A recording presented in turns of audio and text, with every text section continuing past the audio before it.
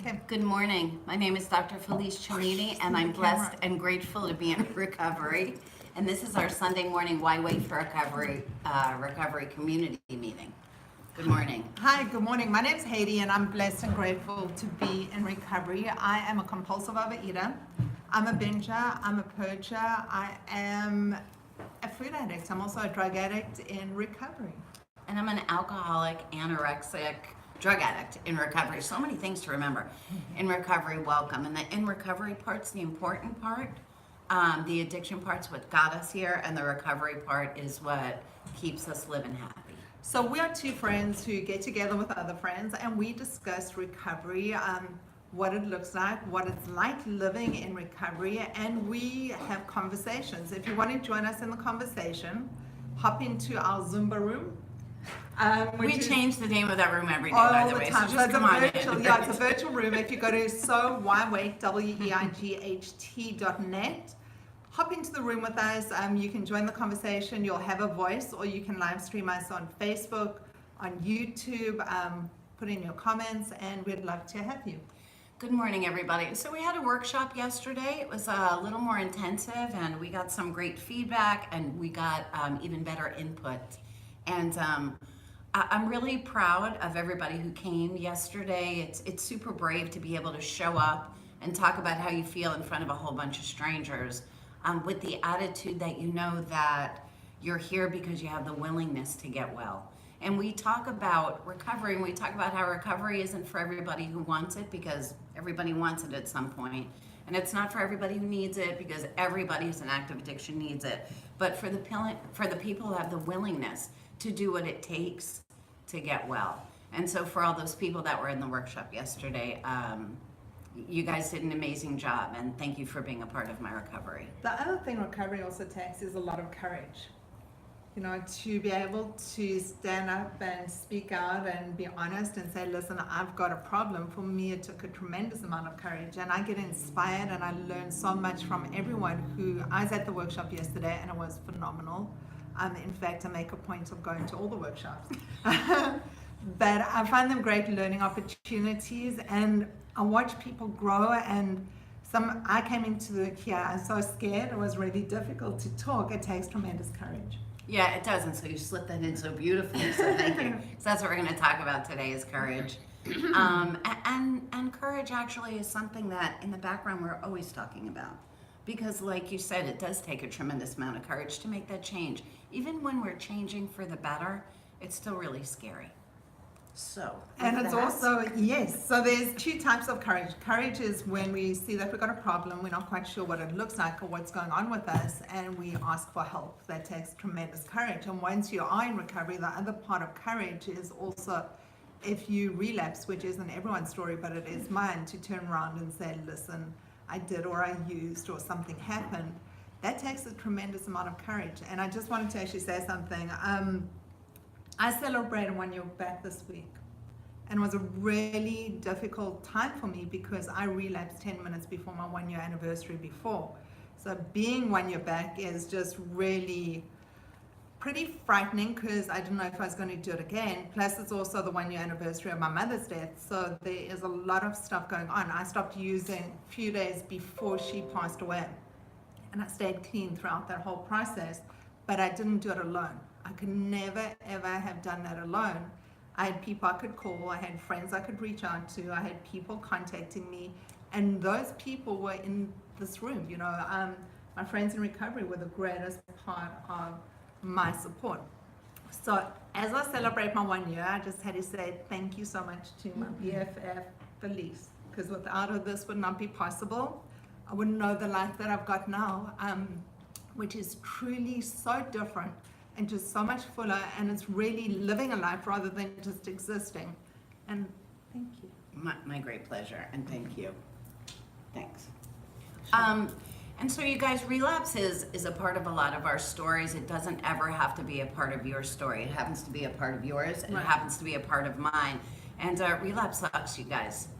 And what sucks worse is being in the middle of active addiction and being so scared to tell anyone. We're talking about courage, right? So afraid to tell anyone because we're so ashamed of ourselves. I had 7.5 years clean when I relapsed, And what keeps us in relapse and an active addiction is that fear, right? Once we relapse, we know. We're in active addiction. Our brains know we're in trouble. And then being able to turn around and say to somebody else, this is what's going on and I need help, especially when you're using. It's like, ugh, it's so crazy. Anyway, so of course we're gonna tell you guys that if you are in trouble, reach out to the community. It doesn't matter where you were, it actually matters where we are. And to really understand that, I think, is the hardest part to understand. And to work through that shame. We talk about, courage. We talk about, courage doesn't mean that we're not scared. It means that we walk through something in that fear and get out the other side as best as we can. And that's really what courage is. The interesting part of the relapse part for me is I'm an addict. So I looked You at are? things I am. Oh, man. And I could justify and look at one thing worse or better than the next. So I looked at my food less than I looked at my drug using and less than I looked at my cigarette smoking. So really for me, my clean date is the date I stopped everything. It's the day I stopped using cigarettes. It's the day I stopped took my food. It's the day I stopped my drugs. Because if I had to put those things in perspective, I'd be 1.5 years clean on the food, and I'd be 7 years clean on the drugs until I came back, and all these different timelines. I'd have a million timelines, and I'd be lying to myself if I said I was clean, because that addictive thinking is my biggest issue, no matter what the substance is that I was picking up. And that's the recovery from me, is the minute that I started realizing that's a part I need to work on without picking up anything else, no matter what it looked like. That was the life change, and that's a year ago. Yeah, and even for somebody who is in recovery, isn't it funny? Like, so you are in recovery and you're doing your food thing, and still in your head for a while you saw it differently as far as the food went and the drugs went, right? That Right. one was worse than the other, one mattered more than the other. When in reality, whatever we're picking up, we're picking up. I don't care what you're picking up. When you're in active addiction, you're in active addiction, just the way that it is. And when we get well, we get well. Right. We don't get well from drugs. We don't get well from binging. We get well. And so the end result of us being well, getting some happy, and being in recovery is that we don't have the need to pick up. That's an interesting concept, because like getting well has got nothing to do with exercising, and it's got nothing to do with the types of friends I've got, and it's got nothing to do with the places I go to or the people I speak to. That getting well is a lot of self-introspection and a lot of work with people who are healthier than me. That getting well and that health for me is this little space over here, because it's very easy for me to come here and speak beautifully about recovery and all these amazing things, and then go home and shit on my kids or shit on my husband and not practice my recovery on a daily basis. And that for me is a huge component that has got nothing to do with the other stuff, because the further I go away from it, the less I think about it. But my thinking is the thing that consistently is constant work, because I constantly have those thoughts. I text you crazy shit. Because Which is what you're supposed to do, right, by the and way. this is where the Right. crazy stuff sits. So when I say I'm 1 year in recovery, I mean I'm 1 year actively working, going to workshops, doing classes, coming to these meetings, reaching out to friends, working on myself, that I am not marinating. I can have a bad moment in a day, or bad times in a day, or feel overwhelmed by emotions in a day, but it doesn't make my whole day bad. Yesterday I was sad about my mom. I reached out, I said things, people reached back. I wasn't sad the whole day. I did things to honor her, and there were moments in it that I was extremely sad. Before, when I was in active addiction, my feelings either went from love or hate. If I loved you, I'd do things for you. If I hated you, I'd do things to you. Being in recovery, I can actually sit with emotions and go, it's okay to be sad now, and it's okay to sit in this space now, that's huge for me, because I would never let myself do that. Yeah, as human beings, you guys, no matter what, whether we're in recovery or whether we're not in recovery, we're going to have days or weeks or sometimes months where we are sad. Somebody passes away, and it's not that we're sad for that moment. We're sad for quite a bit of time, and that's okay. That's a human emotion, right? And it's learning to share about it and work through it and understand that our feelings aren't facts, that they're feelings, and that we don't have to act out on feelings, because those feelings are going to change. As long as we work through them, we allow ourselves to work through them, and we sit with it as long as we need to, we learn from it, and then hopefully we teach somebody else because of it. So I'd like to go around. Absolutely, and I'd love to hear from the people who were in workshop yesterday and get some feedback. Perfect. Can we start with you, Ange? Okay. Okay. Good morning. Good morning. What's up, girlie? Nothing much. Yesterday we had a workshop. What am I supposed to talk about? Anything you want to. Okay. Well, Haiti said she wanted feedback from yesterday, so I think yesterday went really well. You know, we had a lot of people join us, and I think it was really good because, like I had said yesterday, it gives me an opportunity to see where I came from. And also, like it gives me the opportunity to offer hope to the people who are struggling, because I kind of, like I said, I see myself in that, and it doesn't have to be that way. And so that was really cool for me, and I don't think that before in my recovery I was strong enough to do that, or feel like I was good enough as a person to offer that, and now I know that I am and I can, and so that's really cool. Yeah, and so those are the gifts of recovery. Right. Is starting out somewhere where we feel less than, and we feel not as helpless as we feel, as hopeless as we feel. That there's no hope for the future, and we learn that there really is, and that we can get some happy, and we can have a pretty awesome life, because that's the way that we'll choose to look at our life. Right? We'll choose to live in gratitude and come from a place of abundance. So, thank you. Welcome. Thank you. Anybody else want to share? Yes. I will share that when I left here yesterday, I went shopping for a pair of pants. And I got my pair of pants. And they are a size 16, Okay. regular 16, not a woman 16. Okay. And I felt really happy about that Okay. and really scared about that. Okay, so remember, if we let the scale or the size of our pants determine if we're happy or not, then we're talking about the stuff that's happening on the outside, not the stuff that's happening on the inside. And I So- knew you were going to say that. Well, congratulations. Yeah, because yes, Yeah, and so we talk about, so when you look at the outside stuff, you had some happiness and some fear. Okay, fear of not being able to stay where you are, fear of not being able to get better. Happiness because you've gone somewhere, because it's easier to look at what's happening on the outside. And so eventually, as you continue to come back, you'll realize that what you're going to start looking at is more the stuff of what's driving you and what allows you to think, well, if my pant size gets smaller, I'm happier. You guys, I tell this story every single week, where I walked into Haiti's house and we were going to have a meeting, and she's hysterically crying, and she's a size this little. And I'm like, what's the problem? Like, and I was giving you a hard time. And I'm like, you look great on the outside, you know, like, what's your problem, you know? And she was scared and miserable and unhappy and sad and skinny, right? Skinny doesn't make us happy. It makes us skinny. That's all it does. Thin doesn't make us happy. What makes us happy is learning to change our perspective, learning to be accepting. Well, I did feel happy. Yeah, of course. And so remember, it's like buying a new car. It makes you feel happy for a minute too, right? It makes you feel happy for that minute, right? They got the cold foam, fat-free on my coffee, right? That makes me happy for the second, right?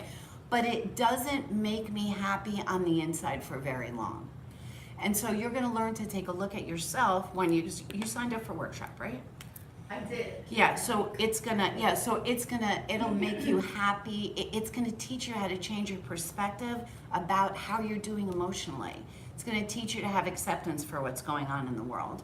And it's gonna teach you how, you know, what you're in control of, what you're not in control of. It's gonna teach you to stop fighting against the things that we have no business fighting against. And it's going to teach you how to get some inner peace.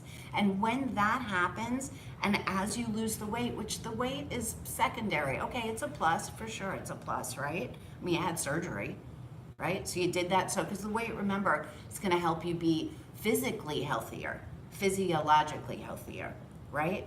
And you get the recovery aspect of it so that you're not one of my patients who come back 3 years after their surgery, after they've lost 110 pounds and they've gained back 150.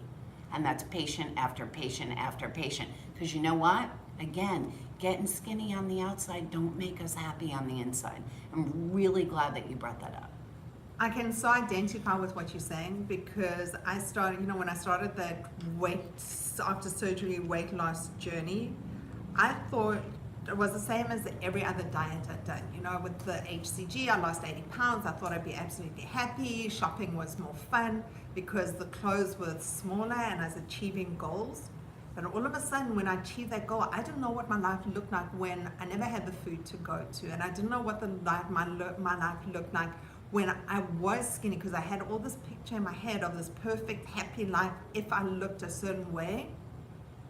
And all of a sudden I looked that certain way and I had the beautiful house and I had fabulous kids and a great husband and the car and all the other shit, all the stuff, and on the inside I was empty and I was miserable And spiritually broken. Spiritually I was so broken. And when I looked at how often I actually smiled or I had those real belly laughs, I could count them on one hand. So for me, that part of that journey, that spiritual journey, was the part that was the scariest part because I didn't know what it looked like and I couldn't control it. Even though I wasn't ever in control of anything, I thought I was controlling everything in my world. So what it took for me is faith and hope. That faith that if I just did what someone else who was living what I thought I wanted, which was being happy, being present, being able to enjoy the moment and being healthy, like mentally healthy, that I could learn from them. If I just did what they told me to do and continued to do that, something would start happening inside me. And that's what I did. For the first 90 days of my recovery, I did every single thing that I was told to do. I came to the meetings, I did the workshop, I did everything, and I continued to do that afterwards. And I was very vigilant about it. So I read everything I could. I posted my gratitude. I was doing those every single day. So when someone tells me who's living the life that I want to live and has got that experience and they tell me do this, my head tells me not to, but I know my head lies to me and I just do it because that's what I'm told to do. And at some point you stop arguing. Right. At some point you shut up and you say, okay, this is where I am right now. I'm sitting in the middle of Unhappy Street, right? Right. I'm sitting right here. How do I get out of here? How do I get out of here? So you know what? Everything that I've done has led me right here. So now I'm going to go ahead and shut up and show up and listen to somebody who has what it is that I want, who has that happy, who has some serenity, who feels peace. Not 100% of the time, but a whole lot more of the time than you are capable of doing. We learn how to get happy. We learn it because we've been stuck and scared and sick for so long that that's what we know. That's our Google, right? That's our default. That's our autopilot kind of thinking. And we relearn how to live. And that's what you decided at some point to do. Right, and I also decided, you know what, I don't want to keep hurting myself. When stuff in life shows up, I don't want to keep taking it out on myself. I don't want to keep beating myself up with that iron rod, telling myself how awful I am and how terrible I am and how I deserve it and I shouldn't be alive and all this kind of shit. Because of stuff that happens that I can't control, or what people said to me, or all this huge long list of stuff. I wanted to be happy now and in this moment because that's where I choose to be. And it really starts with one big thing of not picking up. Yeah. Okay, Yeah. I feel like we're bursting her bubble because I've been there. No, wait, I want to say something. Mm-hmm. And I lost all my weight. I used to be humongous, Uh-huh. 300 and something. Uh-huh. And I took pictures and I made a whole journal and I was happy and about the weight loss and excited about shopping. But then and then you get a gazillion compliments which get annoying. You look great, oh my god, And then when you get down to that size that you want to be, you're still not happy. But don't burst her bubble right now. Excuse me. I feel. Okay, so and you're entitled to your opinion. Like right and now she's I'm enjoying. I'm gonna tell you that she has a false sense of happiness right now. Losing weight, if it made you happy, what size did you get down to? 8. What size are you now? That was 13 years ago. It doesn't matter. No buts, Okay. man. Everything after but is bullshit, they Okay. say. So let's stop the bullshit and let's realize that that's what she's fucking done her whole life. And that's what's put her right here Well, like you in said, this. it's a Band-Aid. That's what, it's not a Band-Aid. The- It's well, I mean, false. Listen, Yes. listen, Yes. listen. Yes. We're gonna learn how to get well. We're not gonna learn how to lose weight. This isn't a lose your weight club. That ain't what this is. Okay. This is a learning how to change spiritually. This is learning how to wake up in the morning with gratitude and learning how not to be so scared. Right? And learning how not to be afraid that I'm gonna gain the weight back, because if you're in recovery and you're doing what you're doing and you're reaching out to your community and you're sharing how you feel and you understand that you are worth it, and you understand that my opinion of you means nothing, that your opinion of you is what matters. And when somebody That's else, the thing. I've been here before. I have been at this spot before where I bought the smaller sizes. I've been here. I 5 or understand. 6 So has times. everybody else. Everybody else who's been there, raise their hand. Okay, Yes. that happened. Okay, so everybody has that in common. So that's what we're talking about. It's not about losing weight. Because losing weight is something we could do. They say that we can stop, but we can't stay stopped. I used to stop drinking all the time, right? And then something would happen. Or I would be happy, or I would be sad, or it would be Thursday, and I would drink. Right? It's the same thing. So until we get some recovery, that's not going to change. Right now, you're dieting. If diets worked, you guys, everybody would be a size 4. Right? Diets work for the people who are overeaters. That's who they work for. People who are emotional eaters, or people who are bingers and purgers, or people whose behavior hurts themselves and they do that same behavior over again, they're addicts. That's the end of that discussion. I'm not going to argue about that anymore today. Okay, so today, if you're here and you believe you're an addict, awesome. If you don't, cool with me. But we're not going to talk about that anymore. I'm going to tell you that whatever size you are isn't going to make you happy. Yes. Actually, we've got a workshop on the 18th about can't stay stopped, which we'll discuss more of that. Yeah. I'm an addict, why can't I stay stopped, all that kind of stuff. Yeah. Yes, ma'am. Well, I didn't think until you said at the very end that everyone last time, including me, got activated. And the good news is I really didn't get activated yesterday because I have been engaged in recovery. So I got a little scared when you said that. Okay. So it was like, That you're going to be triggered to use? right, because I remember like that was probably about when I got cleaner with my food and into the Okay. recovery. Okay.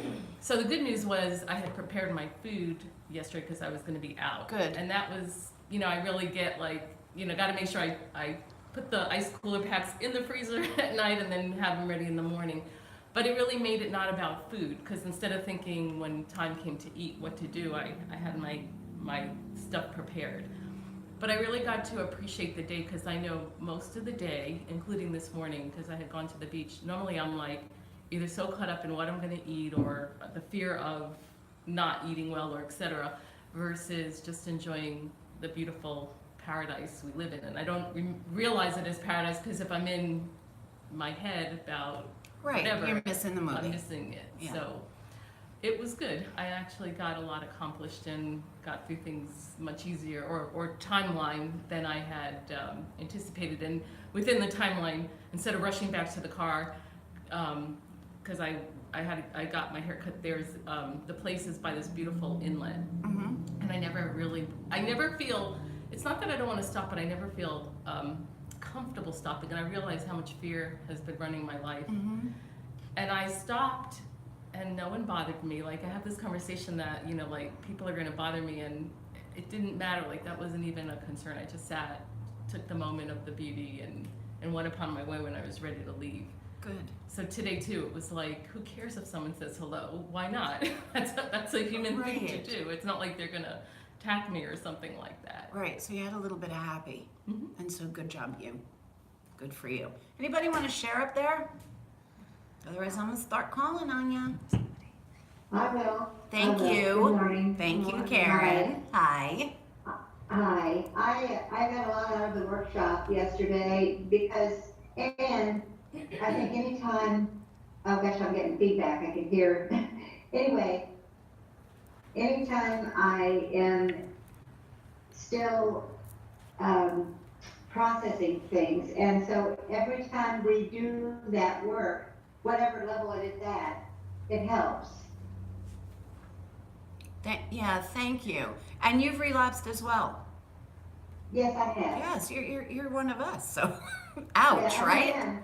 Hello, Ouch. I'm here. Right? I'm Karen, I'm an addict. Yeah, How yeah, many days clean? yeah. How many days you have clean now, Mama? You know, I haven't counted them. Okay. I need to start doing that, but I haven't counted. Yeah, you don't need to. That's up to you. I mean, Okay. you know, you certainly don't need to. That's just if you want to. It's just a little bit of a side gig. So, So I just Well, want I'm trying to focus more on the recovery work than Good. on the abstinence part. good. And I think that helps me. And I we're also wanted to say, I'm sorry, no, go ahead.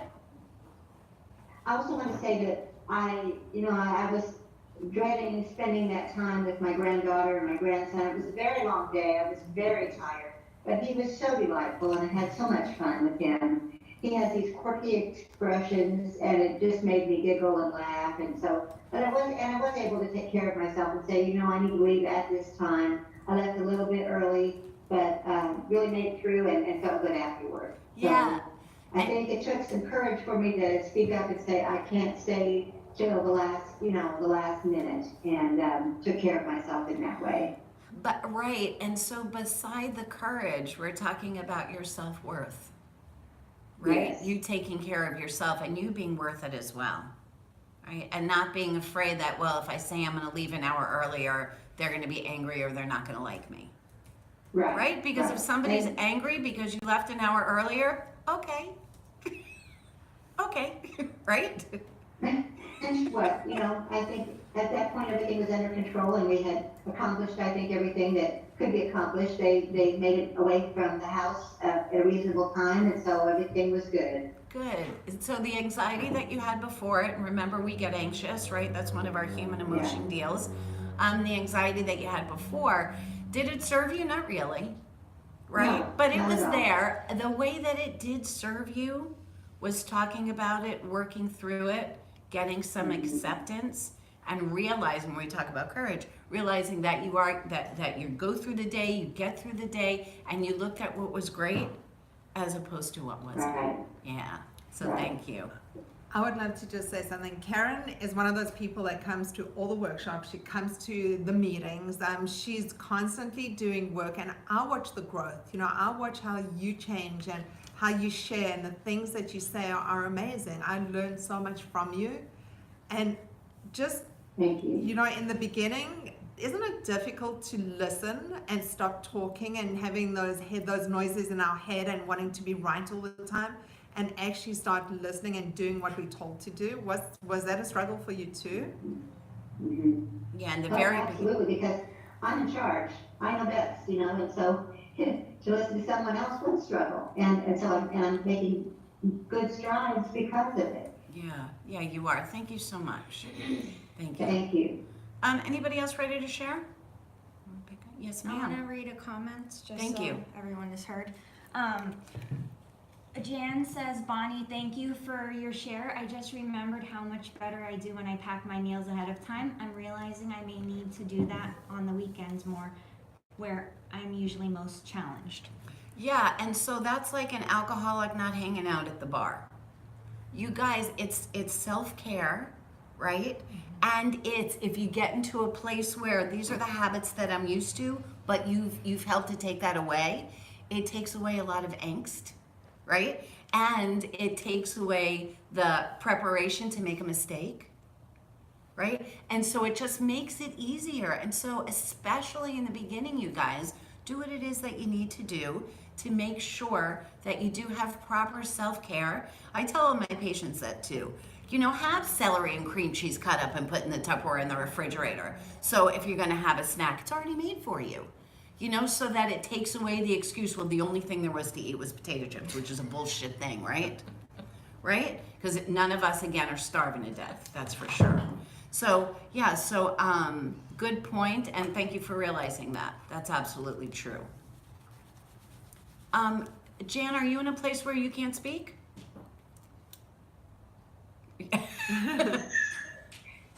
I can. Not a lot, but I can. Okay. All right. How are you today? Good. I'm happy to be connecting from work. Oh, good. In and out, kind of good and bad. The waves, and I keep thinking about the song that you gave me. Like it's gonna come in, it's gonna go, and it's just letting the feelings come and go. Yeah. Yeah. Something that we were so sure of just slips through our fingers, right? Yeah, and it does come and go in waves, and sometimes we feel super strong, and sometimes we don't. And when we don't is when we reach out to somebody else, again, who can talk us off the ledge, and help us to see things differently, to change our perspective, which is what we talk about in recovery. So that recovery is a change of perspective. That's all, right? It allows us to look at things differently. Thank you, sweetheart. I'm glad that you're here this morning. Jen was also part of the workshop yesterday. She was. And one of the things that we discussed at workshop is after we do intensive work on ourselves, we all get triggered. Like we walk out of there, if we did good work, it definitely speaks to us. And I find those waves become stronger, especially when I do some self-work. Self-work Yeah, especially. yeah. So anytime we're talking about ourselves emotionally, not anytime, but talking about how we feel emotionally can definitely be a trigger, because that's why we used. So, and we had said that at the first workshop, that everybody was like freaking out. I want to use. It's how I used to feel after going to meetings also. So when we talk about triggers, we've got two options. One is when I'm not in recovery, those triggers were the things that I used to justify using. So it made it easy for me to pick up because I was having so many feelings, or that I didn't want to feel, or things were chaotic. Being in recovery is the lesson that I learned, that I can just sit with feelings, and they're not necessarily facts, and I don't need to act on them, but I can feel them, and it's okay. I don't think, has anyone ever died from feelings? No, I we haven't. And I talked about that yesterday too. Our feelings don't kill us. And sometimes we feel so bad and so fearful that we want to die. Yeah. Yeah. But the feeling itself isn't what kills us. It's us not understanding how to change emotionally, and us not getting help to change our perspective. Sue, I'm gonna call on you. Good morning. Welcome. Can you unmute yourself, hon? Is that working? Yep. Yeah. Oh, okay. We can't see you, but we can hear now I you. can't see you. Oh, wait. There you go. Good morning. Good morning. Hi, this is my first time in a meeting, although I've watched a lot of the videos and stuff, but this is the first time I've participated, so this is kind of new for me. Cool. Why didn't you? How are you? Good. Okay, I'm in active addiction. I'm hiding right now in my garage because everybody in my house is asleep. Fair enough. So you're in active addiction, which you're hiding, and you're hiding in the garage, so it works out perfectly. So, I'm like in active addiction. Sorry. Did you go away? Yeah, we're here. Go ahead. Okay.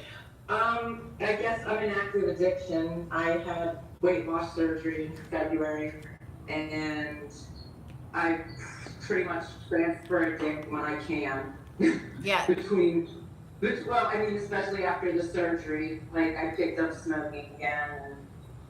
I'll drink occasionally, although that's not really like my drug of choice. Food obviously was, and now that's been taken away, so kind of turned to smoking, which I guess I'm definitely an active addiction because I hide it from everybody. Of course. I'm glad to be part of these groups because of this group, and it helps a lot. I love listening to the recordings. Every time I listen to a meeting, I always hear something that just resonates with me. So I want you to start reaching out more. Well, I hope that you'll start reaching out more to the community. And being an active addiction, remember, doesn't have to do with the fact that you're smoking, which means you're in active addiction, but it's the why. What am I going through? How am I feeling? How am I looking at the world? Why do I feel so uncomfortable in my own skin? Why am I walking around fearful? Right? And so those are the things that we're going to figure out as we go through recovery. We're going to get a better handle on. We're going to learn how to get some happy, so that just changing our brain chemistry isn't going to be the way that we choose to change what's going on inside of us, because it doesn't. Right. What is she hiding from? What is she hiding? Well, she's lying. So isn't that About- lying? She About just what you're said, eating, or- she was talking about smoking, Oh, but she said, yeah, I'm smoking and I'm lying. Yeah, I'm sorry, yeah, like, well, I mean, I'm hiding now just from like doing this while everybody in the house is asleep. Yeah, We're yeah. walking around, you know. So I just wanted But to. I also am hiding my smoking Mhm. from, my kids and, only a few people know. But like, the more weight I lose, the more I feel compelled to smoke. Of course. So you cross addict. We all do. Right. So very few people you're going to find have only one. We're very complex people as addicts. We have all kinds of addictions, right? Because it's the way that we've learned to change the way that we're feeling. They say 30% of all people post-bariatric surgery will become alcoholics. And as far as, whether it's the things that people don't see on the outside, gambling, sex, shopping, and we're not talking about spending $10 at the casino. We're talking about using the kids' college fund, right? Because we're trying to change the way that our brain feels. So we're talking about stuff like that, stuff that we know, any kind of behavior that we're doing, that we feel guilty about, that we wake up ashamed about, and that we feel like we can't stop. So we do that same behavior over again. So I just wanted to mention something. Sue, firstly, welcome. I love people who have just joined us because it reminds me of where I started as well, and I learned so much from you. We have, just to reiterate for people who are not here and who don't know, we have our communities called What's Eating You. It's on sowhywait.net. You join in, you can have a conversation, you can reach out to other people. It's a total resource there. It's got meeting times, it's got everything. And also, I was curious. Oh, also, you spoke about the videos. We have a video archive on YouTube. It's Why Wait for Recovery. Anyone, anytime can go watch, binge watch some videos. I mean, they're awesome learning. They really Let's are. not use that word. Sorry. But also, I was curious. You said you've been watching for a really long time. Why today? What made you decide today to step into a meeting? I'm very happy to see you, but I was just curious. I don't know. Because my smoking has just gotten to a level where I recognize that I'm hiding, and it like this next it's not well. I mean, it's all kind of been an addiction, but I quit for so many years, and then and I feel like such an addict. Like I'm hiding it, and it's like controlling my life. Like it's ridiculous. So. And I just feel like the more I see the scale go down, it's so obvious to me, and when just hearing everything you guys talk about, like, yeah, this is kind of messed up. I need to deal with this. Yeah, and so that just say no thing that we talk about how ridiculous it is, we need to just say no. I mean, we need to stop changing the chemistry in our brain with some outside thing so that we can be in recovery. And so remember, we're going to be abstinent so we can start learning about recovery. And we're going to stay clean because we're in recovery and we don't feel the need to pick up. Or when we do feel the need to pick up, we realize that it's a feeling, again, not a fact. It's just a feeling, just something that I want. I really want a new house and I really want to rob a bank, but I'm not going to do it because it's going to get me in trouble, right? And that I know. I'm really feeling crappy because I don't have a new house and I want to change the way that I feel, and so I'm going to eat a handful of Percocet. That don't work either, right? And so we're going to learn, right? We're going to, baby, with the cigarette smoking, you guys, cigarette smoking is it's 72 hours of a little bit of cranky. That's the withdrawal. After that, it's the dependence on something else. So stop it.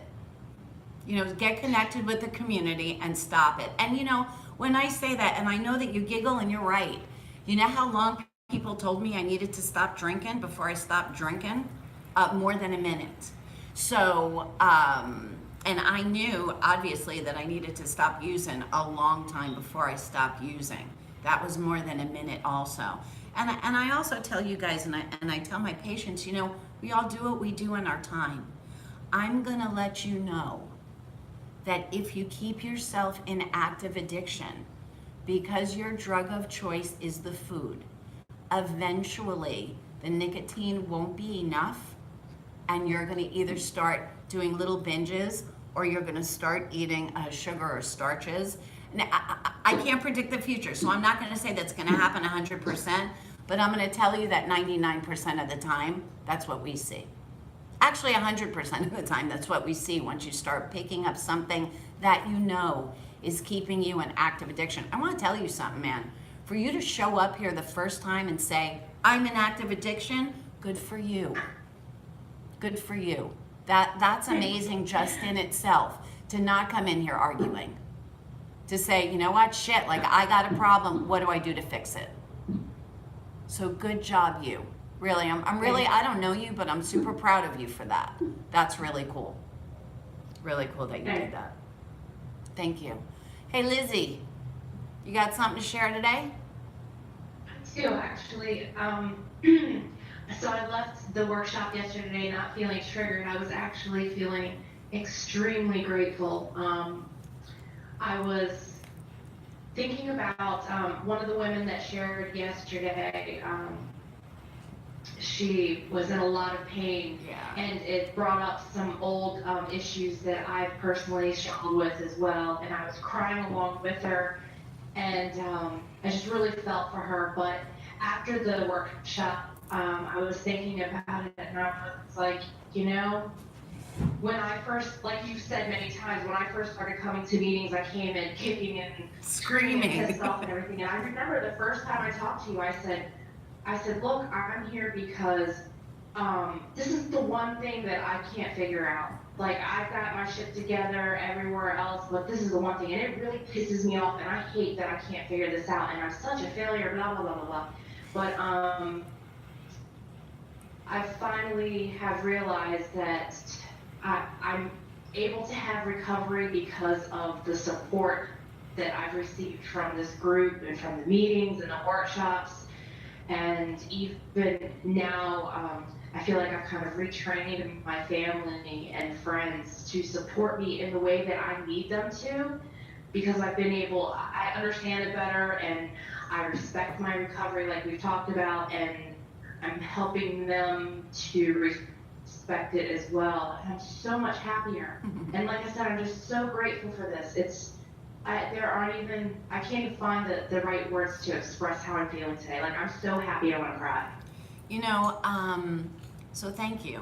You know, and thank you for sharing that. And you know, even your affect, like the way that you show up and the way that you smile so much more, you know, is amazing to see. And the way that you say that I retrained people how to teach me is amazing, and that's so great. Really what you're saying is I decided that I have self-worth. I decided that I'm gonna understand the difference between acceptance and a boundary, and I'm gonna tell people, you know what? I understand that this is how you feel. I'm also gonna let you know that it's not acceptable for me for you to do whatever that behavior is, for you to treat me like this or talk to me like this or offer me this or whatever. That's a huge step that usually takes us a really long time, so you're obviously a quick learner. I'm not kidding. And that was one thing about you too, is you do the work. No matter what, you do the work. So, so good job, you, and thank you so much. So I just want to say something as well. Besides doing the work, you speak up. You know, one of the things and the toughest thing that for a lot of us that we struggle with is voicing those things that we're feeling. And you've always jumped in straight right from the get-go, and you've always said, this is how I'm feeling and this is what it is, and you've always been honest. And I think that also leads to why you grow so quickly in recovery, is because you're willing, just no matter how scared you are, you still say the things that you're feeling, you know. And I've learned so much from you, and I can see just the whole change in you. It's amazing. I love you. Yeah, so the addicts, you know, a lot of us are overachievers, right? And we have to do everything quickly and perfectly. And I'm going to call on Laura, but Laura was one of those people. Laura's like, I'm pissed off and this is happening and da-da-da, and fix it. You know, tell me how to fix it, which is amazing, because a lot of times it's those people that jump right into the work and do whatever it is that they need to do. And Laura too, you know, we had a conversation, and there was very little arguing once you decided, because remember in the beginning you said, I'm not an addict. You said in the beginning that you weren't, our first couple of conversations, or you didn't know if you were, but you were open-minded enough to say, maybe I've got this problem, and maybe if I can identify the problem, that I could learn how to get well. Good morning, it's good to see you. Good morning, good to see you. So Liz, I love what you just said about respecting your recovery. I mean, that is so good. I will be thinking about that because it's really about that, like respecting the process we're all going through and what it's about, what it means to recover. And I think for me, actually, when I finally believed, at least in the community that we're in, that I actually was struggling and I had an addiction, I had the largest sense of relief because I felt like the missing piece of why, I mean, I've done every diet, I've done every pill, I've done everything, right? And I could lose weight sometimes and lose weight and then I would gain back and whatever, but I could never understand why I could never keep it off. And when I finally understood that I had a food addiction, right? Like I had such a sense of like, finally like a light bulb went off in my brain that I could understand. It wasn't a deficiency on my own end, that I wasn't, some moral deficiency, something about me that I wasn't strong enough, whatever, to be able to conquer it on my own. It helped me to finally be able to let go of a lot of the feelings of inadequacy and guilt and shame that I had about my weight and my body and the number on the scale, and to be able to finally like let go of that and recover. And recovery's been the greatest thing. I really mean this. Like we were talking about yesterday, like I couldn't do it without the support of all of you. There's about coming to meetings every week and hearing everybody. There's just something, it's so powerful. And Laura, you talk about the shame and the guilt and we feel about the size of our body, right? Or about our using, or about our addiction. And all of that stuff is going to stem back to the shame or the guilt or the inadequacies that we felt at some point in our life that stayed with us. And so it's also, in the beginning, we learn to understand that this is the way that we feel about our drug or food or whatever kind of use that we're doing. And then we're gonna take another look at ourselves and touch on where that came from and touch on why the way that we're feeling now isn't really proper thinking. That what did happen when we were little happened, and that the people that shaped our world were just people with their own crazy and their own inadequacies, who did the best or the worst that they could. We don't know, right? And big thing is to stop asking, not to stop asking why, because we're gonna ask why until we're done asking why, but why this happened. Why this happened in my world. Why was I treated like this when I was little? Why did my 17-year-old son die? Those whys that we need to go through to get a better understanding of having acceptance, of accepting the fact that the world turns the way that it does, and that things happened. And that just because those things happen doesn't mean that I have to live there right now. Right? Are those feelings ever going to go away completely? Of course not. They shaped who we are. Are we going to learn to change our perspective and get a whole lot more happy spiritually, not basing our life right now because of events that have happened in the past, of understanding what emotions are attached to those events, because the events will never go away, but the emotions can get better. Right? Those horrible feelings that it taught us to feel hard about ourselves, those things can get better. And those are the things that, after we work on that outside stuff and that admitting, because without that admitting, you got nothing. You've got nothing, right? And that you did right away, bam. So, and then your attitude was, okay, I'm gonna go forward. What do I do? What do I do? Tell me what to do and I'll do it. So I'm super glad that you're here. Thank you. I just wanted to say something. When we started this journey, I was always concerned what other people thought of me and how did I look to other people and why this one didn't like me and why this one said this to me and why you didn't appreciate me. And through going through the process, all of a sudden I couldn't understand why people didn't love me until I asked myself the question, why don't I love myself? I have all these expectations of other people, and that's the thing that I started learning in recovery is answering that question is, what is it in me that makes me so uncomfortable about myself? I'm not such a bad person, I really am a kind, loving, generous person. But I've got this thing in my head that other people's opinions of me is more important than my opinion of myself. And by learning from all of you, I learn about myself and being in those workshops. And when Felice says, do your gratitude list, and I go, what the fuck is that? Why do I need to do a gratitude list? And I'm kicking and screaming in the beginning. Wasn't the gratitude list the craziest thing you had to do, and how's it shifted your world? You know? And you know, Haiti, when you're talking about that too, and you're talking about your own self-worth, obviously, and one of the things that we're going to have acceptance for is that other people are who they are. And that if you're angry with me at the end of the day, that's okay. It's all good, man. It doesn't change the way that I feel, and it doesn't change the way that I look at my life, because your opinion of me doesn't form my own opinion of me. You are a human being with your own human emotions, and how you go through your day is about you. And I'm going to learn in recovery that as long as I show up and I do my best to do my best, that's all I have to do, is my best to do my best. And you know what? Tomorrow my best might look different, and today I might fall short a little bit, and so maybe I'm going to tweak something for tomorrow. But for today, I'm going to do my best, and that's going to be cool. And if you're happy with me today, awesome. And if you're not happy with me today, awesome. Because you're a human being going through your own life and your own emotions and your own shtick, and that's about you. That's not about me. Kate? Just Yeah? I wanted to actually just say something. We just touched on gratitude. Just 1 second. We just touched on gratitude. Laura's one of the people that posts all the time in our forum. So she's always posting her gratitude list. She's absolutely active in it. And once we mentioned it, I just wanted to say thank you to Angelia and to Ahmed for the service that they Thank do you, to guys. help our meetings run and help us have weekly meetings, and to the West Broward Club here in Davie. So if you're in Davie, come on down and come join us at a meeting. We're grateful for the space. Thank you. And Kate, you want to unmute yourself, babe?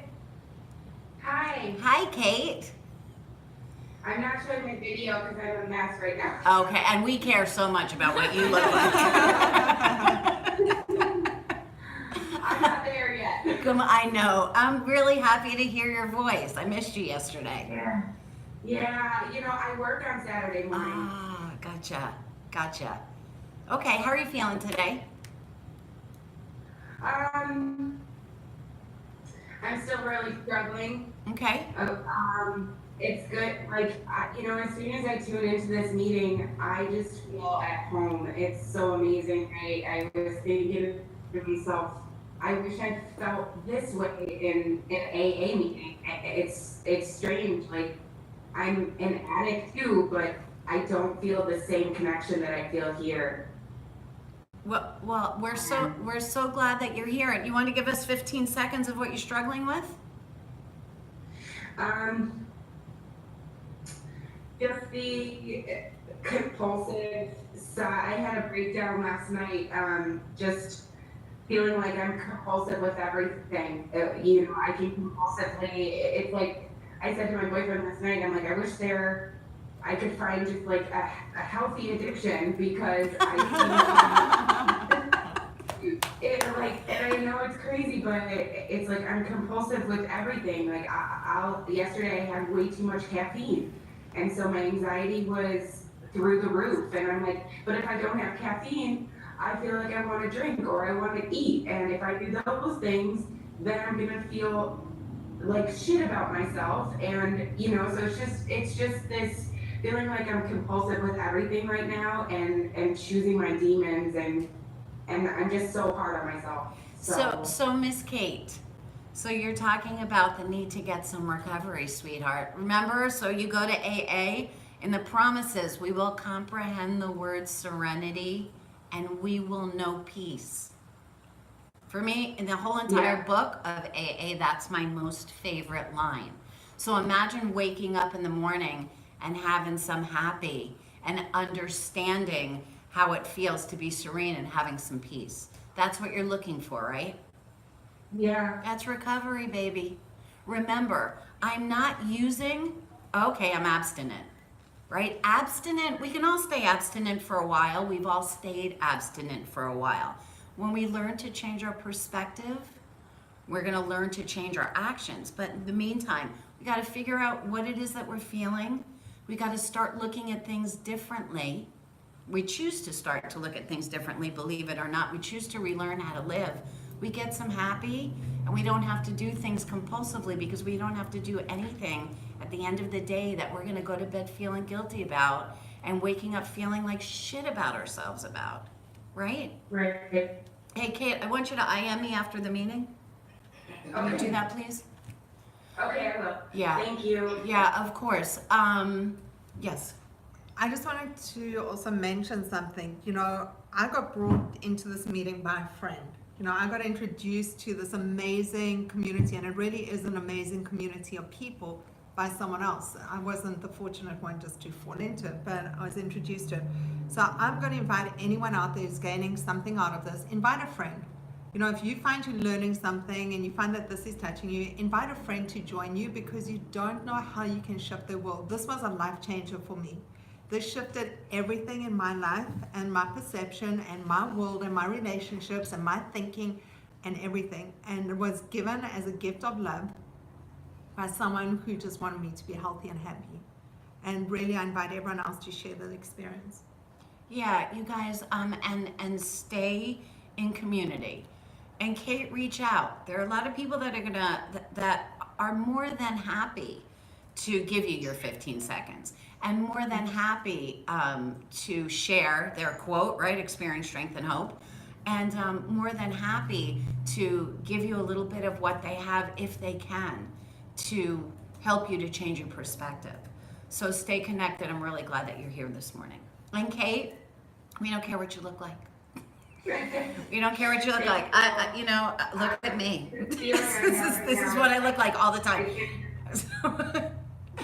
Sorry, I can't even believe that you asked me, like, even cared how I was, or I don't know. I just feel shocked right now that you even took 15 seconds. So thank you. Yeah, you know, Kate, Angela used to feel that same way. You know, Angela's got 18 months clean, and spiritually, you know, as crazy as we are, as healthy as we are. And you talked about that the other day, Ange, about how, you know, you couldn't believe that somebody would think that you were worth it. Why not? Why not? Why aren't you worth it? Why aren't you, you know, for me, being of service, I believe that one of the reasons that I'm here is to be of service to others. And so one of the reasons why I do my best to stay in recovery, we talked about that. Ahmed or Ange, if we could find that quote that we could put up on the website. You know, I put my recovery first so I don't have to put everyone and everything in my life last. Yeah. Yeah. And so selfishly, you know, we get some recovery. And for me, I get some recovery because the more recovery I have, the more of service I'm able to be. So again, thank you for being here. So unfortunately, we're starting to run out of time. So I just wanted to mention firstly to all the new people, keep coming back. We love having you. You know, my family, I have family that's not blood. The family that I found in this room are loving, caring, supportive people who don't judge me, who just want me to be well. And I want the same thing for them. And we communicate on our forum at sowhywait.net. We also have 2 workshops coming up, one in 2 weeks on the 18th, which is Can't Stay Stopped. Join it, you can sign up on the website. It's $35 to do it. It's really, I spent hundreds and thousands of dollars on feeding my addiction, and this is priceless. The other one we have is on the 25th, which starts, that's our 7-week intensive. 20th. Oh, the 20th, sorry, Yeah, the October 20th of 20th. October is our intensive 7-week workshop. We're starting to run out of space. It's a small group. Just so you know, we're halfway full. If you want to join us, sign up now. It is a life changer. I promise you that, for the people who are willing to do the work. The other thing I just wanted to say is that this is an exceptional space. You know, sitting with people on this group is something I look forward to twice a week. I come here on a Sunday, not because I have to. I come here because I want to. You know, I get up early. I'm excited to be here. I get here early so I can connect with my friends. And actually, I just wanted to say thank you. I'm just extremely grateful for all of you. And I want to say that sometimes I wake up on Sunday morning and I say, I can't believe I'm I gonna have to get go up. to West Broward Club so I could talk to a bunch of people about addiction when I'm tired and cranky. And then I leave the meeting and I feel amazing. So I'm gonna shout out thank you to every one of you who helps to make my recovery an amazing space to live in. You guys, I know what it's like to live in scared and sick and stuck in fear, man, and that sucks. And I also know what it looks like to live in this journey through recovery, and it's so much nicer sitting here than it is sitting there. It's so much nicer understanding that my life could be a lot more peaceful and doing my best to do my best and to stop fighting with the people that know more than I do, because they're in a place where they're happier than I am. And they're happier than I am is the place that I want to get. Not because they have a bigger house or because they have more pairs of boots. Does anybody have more pairs of boots than me? I don't think so, but just in case. You win that prize. None of that stuff. But because they wake up and their perspective is awesome, and they're helpful, and they're of service, and they're kind, and they feel really good about them, and they feel comfortable in their own shoes. And that's the place that I want to live and continue to live.